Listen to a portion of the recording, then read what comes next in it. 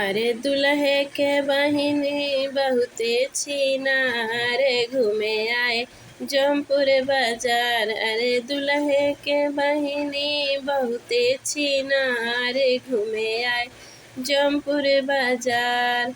जौनपुर बाजार में दुई दुई गो यार बा। जौनपुर बाजार में दुई दुई गो यार बा। एक से मिली है कोठरिया में एक बीचे बाजार। रे एक से मिली है कोठरिया में एक बीचे बाजार।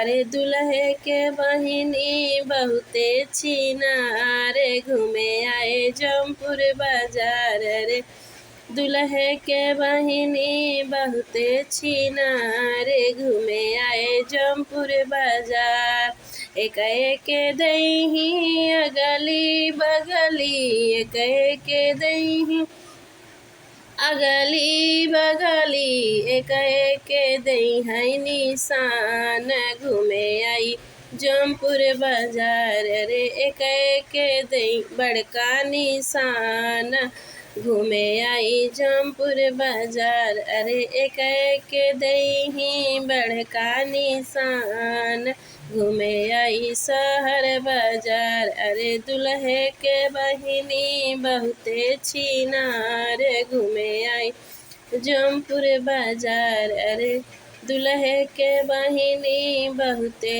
छिनार घूमे आई जौनपुर बाजार।